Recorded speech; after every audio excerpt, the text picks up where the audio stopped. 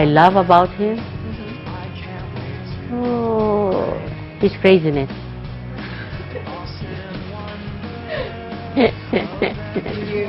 His sweetness and thoughtfulness. Is there any, what's in particular? Well, he usually sends me cards with a very nice, caring and touchy word in it. And the best one was when he sent me a card with a little boy holding a bottle with a very good message. He's very understanding of Bong, and he's very supportive of all of Bong's endeavors. Skenkoy. Anyone who can stand Bong is patient.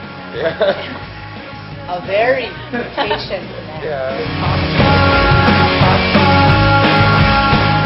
I just want to say congratulations, and I hope it lasts forever, because there's a lot of, divorces nowadays, annulments, whatever.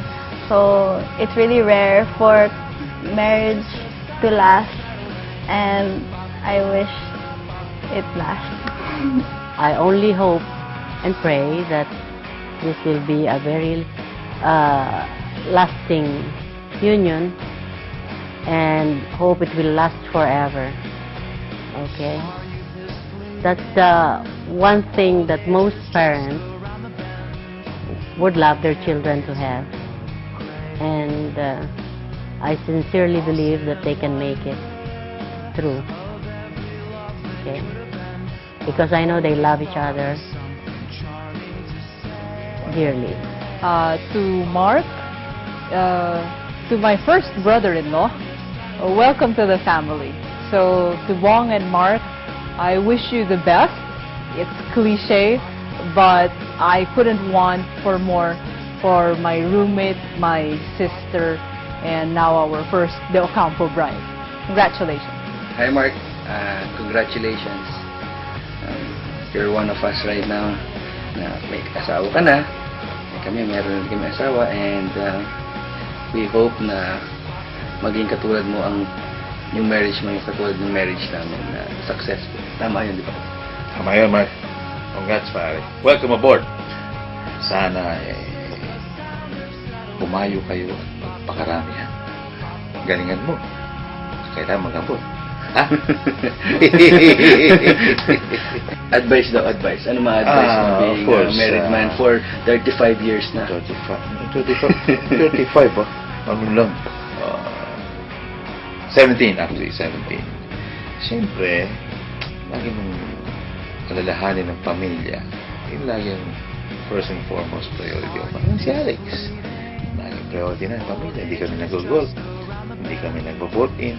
Walang ganun. Kailangan. Opisina, bahay. Bahay, opisina. Tama. Ito yun, di ba? Pero ang ganda naman sa relationship nila is they always go out together naman. Si Bong and si Mark, lagi silang magkasama. We will always pray for the success of your marriage, and if there's anything na I can share with you sa marriage is that I think yung paniniwala, yung belief niya na you love each other until it hurts, mali yun eh.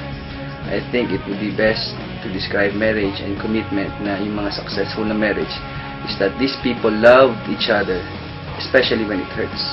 Kasi dyan yung makikita eh.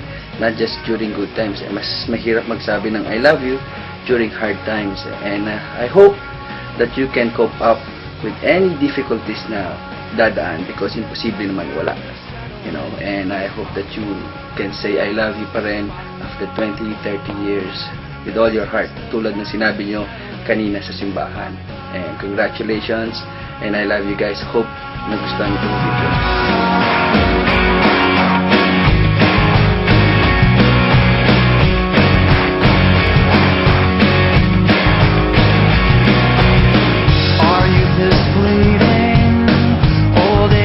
Just around the bend, I can't wait to go gray, and I'll sit and wonder of every love that could have been, but only thought of something charming.